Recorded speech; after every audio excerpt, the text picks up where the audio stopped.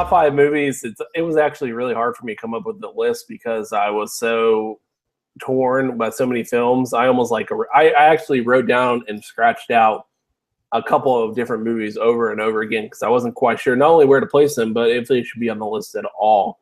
Yeah. So what I'm going to do, I'm just going to run down quickly my top 5, and then I'll let you do the same, and then we can discuss. Let's start with number 5. And you'll probably say, I have a feeling that it's too low on my list. It should be higher. Is Jurassic Park. Right, top 5 being the least and number 1 being the best. Yeah, this is my top 5 best movies of all time. One up being the best, greatest movie of all time. Sorry. Okay. So number 5 being Jurassic Park. Okay. Really, obviously, for good reasons, a great movie. Number 4, one of the movies that you probably wouldn't hear in contention a lot, and you'll probably be surprised. Castaway. Every time I watch that movie, I am really kind of brought into that world, and that's what a movie is supposed to do, is bring you into and make you feel something, and that movie definitely makes me feel for him. Number 3, going back to what we talked about earlier, Interstellar. I came out of that movie so excited, and then I was so confused when I came home and saw all the kind of the either love or hate relationship with that movie, because I couldn't understand possibly why anyone would have a problem with it. It was one of the few times I've ever seen a movie and not understood why anyone couldn't love the movie. Number 2 is Catch Me If You Can. It's actually my favorite Steven Spielberg film. Pairing Leonardo DiCaprio with Tom Hanks, and just the kind of relationship they have, and the fun, just the fun spirit of the movie, where they're kind of like the whole movie you're rooting for both characters, and that's so hard to pull off in a movie where you actually care about both characters, the protagonist and the antagonist, equally, where you want to both win, and they can't. And number 1 is Inception. Let's see, was it the summer? Was it 2012 when that movie came out? Inception? No, 2010, actually. 2010. So Inception comes out. I remember actually sitting, I was in Tron. I was watching Tron Legacy. I'd gone to see Tron Legacy. I was sitting in the AMC theater. I can still remember the previews coming on for, and I had no idea. I had never heard of Inception. I had never seen anything about it or heard anything about it. And then I see the trailer with the cities like flipping over and going upside down, and everything frozen, and the world's like kind of slowed down while they're still moving. Yeah. And I was like, I turned to my friend Adam, who was with me. I said, in the middle of the theater, I can already tell you this movie is going to be insane. I am more excited for this movie than any other movie that year. And he was like, really? I mean, it's an original IP. You don't know anything about it. I was like, I know that it's Christopher Nolan, who's coming off the Dark Knight stuff. So I was really excited about that. And when I say I went and saw that movie and my mouth was open the entire movie, I'm not lying. Like the story had me from the start. The characters had me from the start. The cast, everything about it, to the end of the movie, where I was gripping my chair, like as they were trying to get out of the dream and everything was happening in the sequence, how they went from further and further and deeper in. Yeah. There was parts of that movies where I said, I don't even understand. I'm gonna have to watch this again, but this is awesome. And I had to watch that movie so many times to fully catch every little thing. Yeah, I still am learning new things as I watch it more and more. Right, and the ending, of course. So what's your top 5? Okay, well, I cheated here a little bit, and I decided to do, for number 5, it's a 4-way tie. Oh, yeah, I'm allowing myself to do that, but I'm not gonna talk about them. I'm just gonna say, Captain America: Civil War and The Winter Soldier, Jurassic Park, and Interstellar. I had to put them on there. It's like you had too many children, and there was only 5 slots. Okay, but that's top 5. They're just it's a tie. You can do ties. Okay, we'll go past that. All right. So number 4, The Dark Knight. the way that it impacted me, like I will never forget. It was almost to me as Heath Ledger's portrayal of Joker was almost like as iconic to me as somebody like Darth Vader, one of the greatest villains ever portrayed on screen, and just a really cool plot, but it just kept you on your toes the whole time, man. I never get sick of watching it. Just one of his best films of all time, Christopher Nolan, and so I'm gonna give that the number 4 spot. It's just too iconic for it not to be in the top 5. Number 3 is Inception for me. I thought about moving it a little higher, but I just the last 2 just couldn't quite give it those top 2 spots for all the reasons you just said. I'm not even going to try to break into Inception because we just covered that a ton. Number 2, Star Wars Episode 5: The Empire Strikes Back.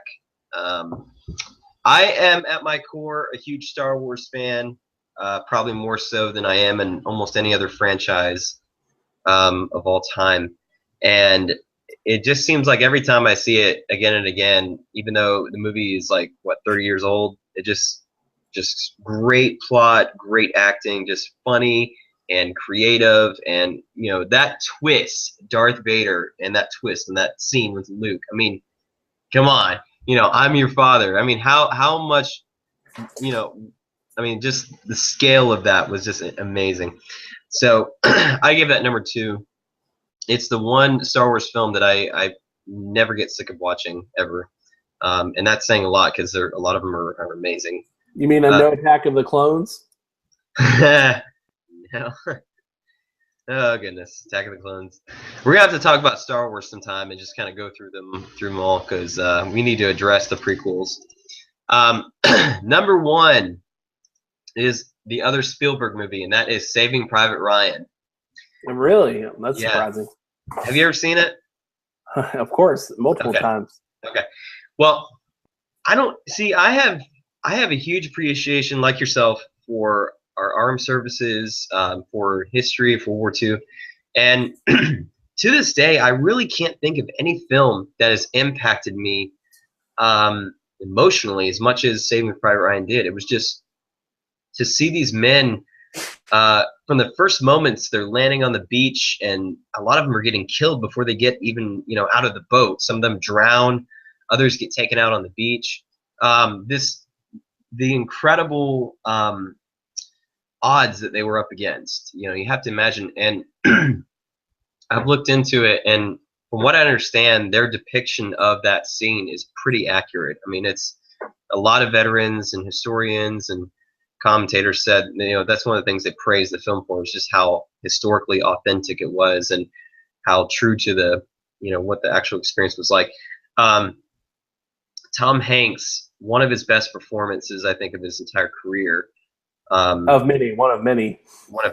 Well, yeah, obviously, yeah, but just to see him, I mean, you empathize with him so much throughout the film. He has these. Throughout the film, you see how these moments where he's like, his hands are shaking, and he's trying to get it under control, and he's just having to calm down, but he maintains his composure. There's this one scene in the film where he breaks down and starts crying, and you understand it's okay that these guys did that, and that if you were in the same position, you probably would as well. But to date, excuse me, with the exception of the miniseries Band of Brothers and the Pacific, I don't think there's been a more just absolutely incredibly accurate and memorable depiction of war than Saving Private Ryan. And every time I watch it, it hurts me. It makes me pain. It just it makes me cry. It makes me happy. I mean, there's just so many things to love about this movie. And to see the passion and the heart that went into it, it makes me love our armed forces. It makes me want to study World War II all the more. So yeah, that's my top 5. I know I cheated for number 5. I'm sorry, but I just it makes me just appreciate Tom Hanks even that much more, because he really is able to draw emotion really well. The whole movie, Castaway, just the whole movie. I'm sure you've seen it before. it gets me every time when he gets home. And not only does he have to deal with the fact that the love of his life is, with someone else, and he can't help it. He did nothing wrong. There was no problem in the relationship, but he cannot have the girl he loves. And it always breaks down. I always cry my eyes out when he's sitting there with the glass in his hand. He's talking to his friend, and he's like, here I am. I'm alive. I'm sitting here. I have ice in my glass. You can't stop. You have to keep going. You can't give up.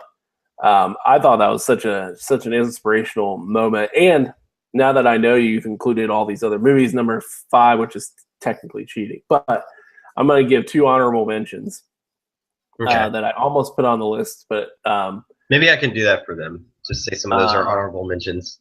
I would say Forrest Gump was an honorable mention, another Tom Hanks classic. The only reason I didn't put it on there is because it's really just fun. Like, this movie's so cool the way they did things, but it's not really necessary. They're just pulling historical events and using them for themselves. Mm-hmm. But I thought it was really well done. And then The Aviator. I don't know if you've seen that movie. I have, yeah. If you've ever been interested in psychology or mental disorders or debilitating disorders where they, obsessive compulsive and being really kind of a messed up individual, just a super cool character study, and it actually brings up a lot of questions. I actually, like, every time I watch the movie, I want to know more about like what was wrong with him and the kind of issues he had. I'm going to bring up one more honorable mention. I think you'll agree with me. I have no idea what you think about this film. I've never asked you before. It's another Leonardo DiCaprio film, Shutter Island. Not a fan. Really? No, I found it completely predictable. I felt like it was, I had high expectations for it because it had such an amazing cast, Martin Scorsese. But within about 20 minutes of the movie, I thought to myself, it's going to be him, and he's actually going to be insane in imagining all of this. I'm like, yep, thanks, movie, because I haven't seen this before in a thriller. I'm surprised to hear you say that because I literally had no clue until it happened. Yeah. It reminded me of that John Cusack film about the killer at the hotel, and there's like 5 other people, and it turns out to just be this guy that's like in a mental institution, and he has that multiple personality disorder, and he's just imagining all this. I was like, I had to put that in my list on my honorable mention because it's actually my wife's favorite movie. Right up there with Inception. Like, she loves Shutter Island. She has her bachelor's degree in psychology. She works in a mental hospital, so I can understand the appeal and why she would like it so much, because it really plays on like she tells me these people that she has, like, these are actual problems, like repressed memories and coming up with fantasies to suppress things that they've done, and I think that's why it speaks to her.